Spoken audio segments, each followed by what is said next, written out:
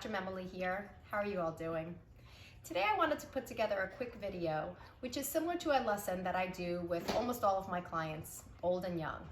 And it's about the difference between being careful and worrying. Right now, many of us have things we need to do to be extra cautious for our health, but that can tip the scales pretty easily into worrying. So today's lesson is about how to keep worry in check and understand how your brain works better with this. So here are 5 things to keep in mind while you're trying to keep your worry in check. Number one of the lessons that I teach the people that I work with is to imagine that our brains have minds of their own. So that means that we have areas of our brain that we use in different situations, kind of like when we're being social or when we're working. Those are different ways that we're thinking. Children have brains that they use differently when they're at home relaxing or with their friends or at school. So today we're going to talk about a cautious type of mind and a worrying type of mind.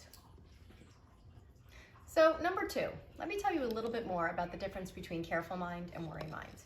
An example I like to give is if you're walking down the street and all of a sudden you see a bus quickly coming at you, your careful mind is going to kick in.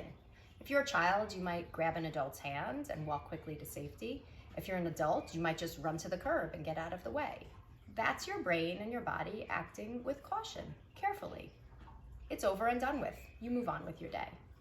Worry mind would be if you're laying in bed at night and you're sitting there thinking, oh my gosh, what if a bus hits me tomorrow? What would I do? It would be horrible to die from being hit by a bus. And then you can't sleep and you're tossing and turning. That doesn't keep you any more safe. It just keeps you stressed.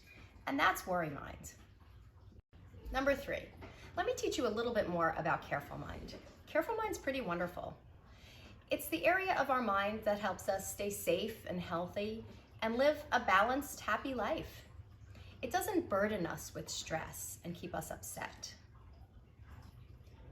Careful mind is what helps you to do things like remember to look both ways before you cross the street or take medication that you need to take.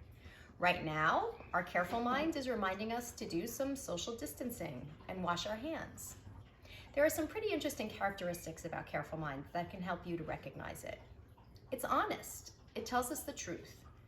It gives us nice, quick responses to what we need to do. And it's in the moment. It doesn't live in the past or in the future. And once we use our careful mind, it goes away and it only comes back when we really need it. Another thing to point out is that it does not make us feel stressed. Number 4, let's get to know worry mind a little better. It's pretty nasty. It can often disguise itself as careful minds, but it's not the same, and it does not keep us safe. This is a really important thing to remember, especially when you're teaching this to children. It robs us of so much joy, and it burdens us with stress and panic. Some things to keep in mind about worry mind. It's the sort of thing that keeps us up at night, thinking about mistakes we feel like we've made in the past, or really awful things that might happen in the future. It distracts us during the day with thoughts about what could happen or what did happen, and we lose the joy of what's happening right in front of us. Ways that you can tell the difference between careful mind and worry mind is that, unlike careful mind, worry mind lies to us. It tricks us into thinking that things are way worse than they are, or that bad things are going to happen. It also does not give us a quick answer like careful mind does. It goes on in our minds like a loop or like a song playing on repeat. And usually the song that's being sung is the question, what if, what if? And also, it's not at all in the moment. It lives in the past and it lives in the future. So sometimes our worry minds might have us focus on something that we've done that we think actually is much worse than it had been, or that something might happen tomorrow that feels catastrophic. And also, unlike careful mind, when we listen to it, it doesn't go away. We actually feed it and make it stronger and stronger, and it's much more likely to come back quickly. Finally, number 5. The good news is we can starve our worry mind. The first thing that you want to do is learn to recognize it. And when you do, stop, take a deep breath. The next thing you want to do is figure out what it's tricking you into doing. Is it dragging you into the past, having you focus on the future? Or maybe it's just flat out lying to you. Then you want to push back against it. Challenge it a little bit. say to yourself, that's not true, or I can't change what happened already, or that's not happening right now. And then what I'd like you to try to do is focus on what's happening in front of you at the moment. Even if the thing that's in front of you is boring or mundane.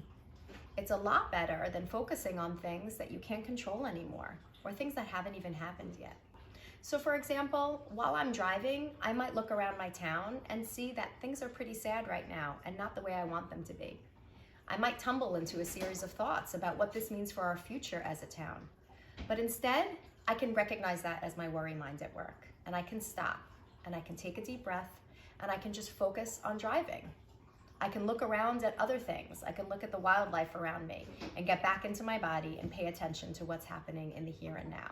And that's a great way to starve my worry mind and prevent it from being likely to come back. So in conclusion, try to keep in mind that there's a big difference between worrying about things right now and just being careful and cautious. Once you can recognize the difference between the two of them, you can pay attention to trying to be more mindful and in the moment, which will help the worries dissipate over time. And now a joke for the kids. Why did the piece of string get sent to the principal's office? Give up? Because he was naughty.